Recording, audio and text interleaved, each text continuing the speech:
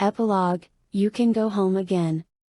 The next few hours were a blur, largely because I was still recovering from oxygen deprivation, magical exhaustion, and being locked in a small room with Celestia. Still, I found a way to enjoy the celebrations, despite my home being largely reduced to rubble. I'd have to see how much damage the ancient castle had sustained later. I hadn't wanted to go and look with Celestia there. I was embarrassed about it. I didn't want her to see me salvaging my things from the rubble. So then I threw a book at her, and got kicked right out of the castle, I said, grinning. The foals sitting in front of me gasped. I only recognized two of them. Rarity and Applejack's sisters were among the group, and I could have sworn I'd told Apple Bloom this story already. Were you a princess like Celestia? Asked a pink foal with a purple and white mane. Nah, I was just her student, like Twilight is now. I glanced past the crowd. I could see Celestia from here, despite all the ponies between us. Her size made her rather hard to miss. Why aren't you with Applejack and the others? Apple Bloom asked. I looked back at the foals and smiled at her. They're the ones who saved the day, not me. I was just an innocent bystander. If they hadn't figured things out, it wouldn't have ended well for me. I coughed, and continued in a near whisper. And I might feel a little guilty about almost killing them. Nay, Sunset Shimmer. 'Tis no need to be so modest. The voice was fragile, raspy, and unfamiliar. The foals looked past me in surprise, and I turned to see Princess Luna. Apparently she'd slipped away from the crowd. I couldn't blame her. They were all cheering for the defeat of Nightmare Moon, and that couldn't have been comfortable to be around. Princess Luna, I bowed slightly. Don't, Luna said. We do not deserve such supplication from thee. In truth, we came hither to speak with the mare whom is apparently our niece. She looked nervous. She wouldn't meet my eyes as she spoke. I'm not, I sighed. You must have gotten the wrong impression. I'm just a former student. And not a very good one. 'Tis not the impression we got from our sister, whom spoke most fondly of thee. Luna sat next to me, face turned away. We wished for thee to ken that we were most impressed with thy spellcraft. We did not expect alicorn level magic from a unicorn, and thou came closer to defeating us than thou realizes. When I ruined your hair? I joked. Luna touched her limp, sky blue mane, the edges crispy from where I'd burned it. 'Twill take some time to recover, more e'en than we will. Sooth, our sister did not put up half as much resistance. We retreated from this town licking our wounds, though we dared not show how much thou had done. Luna coughed demurely, covering her mouth with a hoof with what I recognized as disguised trepidation. We also wish to apologize for trapping thee on the moon. It was interesting, at least, I smiled. I guess it was supposed to be some kind of ironic punishment for Celestia. Exactly so, Luna muttered. Ah, Luna, I see you and my daughter are getting along. I jumped a little at the voice. Celestia had come over while I wasn't paying attention. She still intimidated me, being scared of her was a difficult habit to break. I was at least going to pretend I wasn't afraid, though. Princess, I'm not. I shrugged. She knew what I meant. It's a little late for that, isn't it? When I said we were going to fix things, I meant it, Celestia said. Once the celebration here is over, I'll be taking Luna back to Canterlot. I want you to come with me. You've spent a long time running, Sunset. I just got my sister back, and I'd like you to be there too. It's partly my fault that your home was destroyed, and the least I can do is welcome you back to where you belong. I hesitated. I heard a lot of ponies in Canterlot. I didn't even think about it at the time, but I never treated any of the castle servants like they were real ponies, and the other students at the school. I trailed off. A lot of those students are still around, either with their families or continuing their studies, Celestia acknowledged. You'd have to apologize to quite a few ponies. But they're owed apologies no matter where you decide to live. Sunset, Twilight yelled, running up to where we were talking. Princess Celestia is going to let me stay here in Ponyville. I know it's not really that much closer than Canterlot, and you don't live in town, but, She trailed off, digging at the ground with a hoof. I've been thinking about that favor you owe me. I guess you were right about the ancient prophesy thing. I admitted. I want you to go with Celestia, Twilight said. Part of me wants to be greedy and ask you to stay here with me, but then I remembered something. What?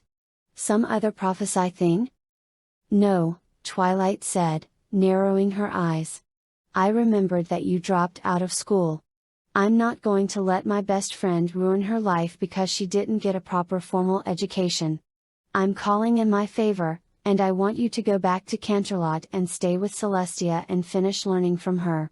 She blushed and looked at the princess. If that's okay with her. Of course it is, Celestia laughed. You got me there. Applejack would kill me if I welched on a promise. Yes, that means I'm going to have to visit you for a change, I said, standing up. Think you can take care of the town while I'm gone? They're gonna need a pretty powerful unicorn to hold the place down. I looked around the streets and mumbled. It seems like there's a new disaster every week around here. Twilight smiled. I know I can. And I want you to take care of Princess Celestia. She nearly took care of our sister quite permanently, Luna said, quietly. Perhaps 'tis best to keep her close at hoof, as long as she can avoid turning Canterlot into rubble as well. I might have gotten a little paranoid over the years, I admitted. But you need to learn from our friends, and I need to. I took a deep breath.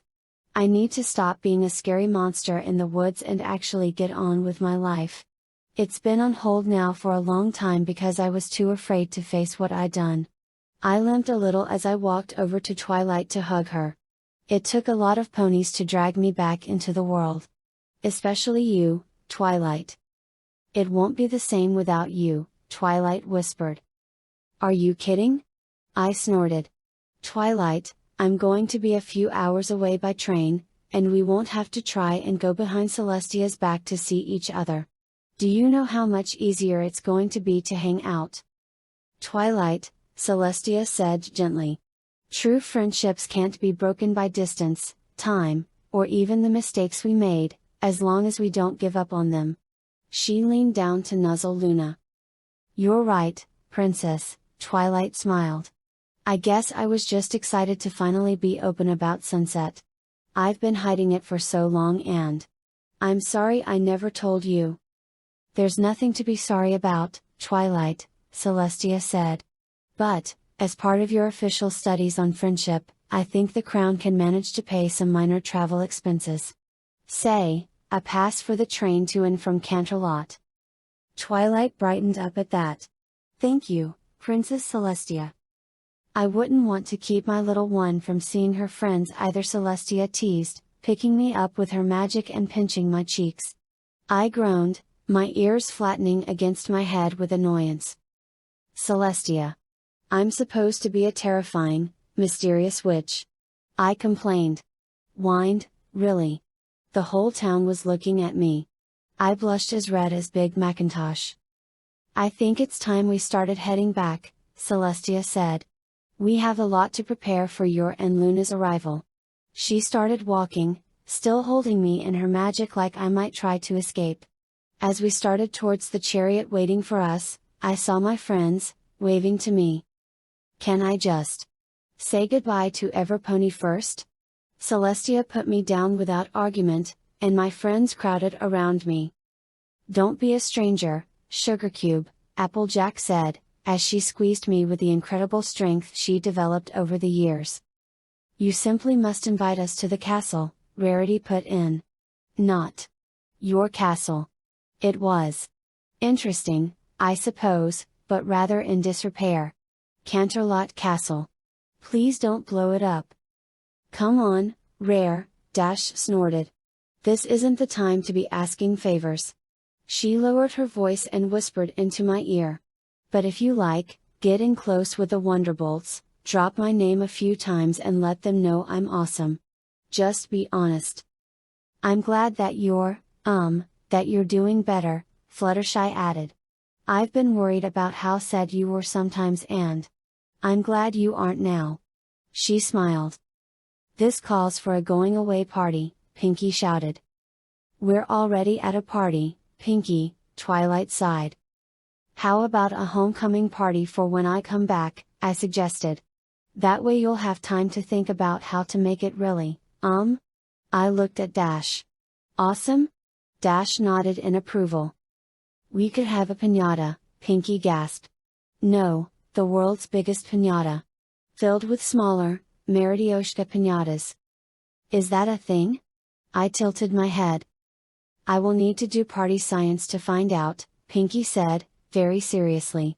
I'll need 500 pounds of paper mache, 2 bags of glitter, an old priest, and a young priest.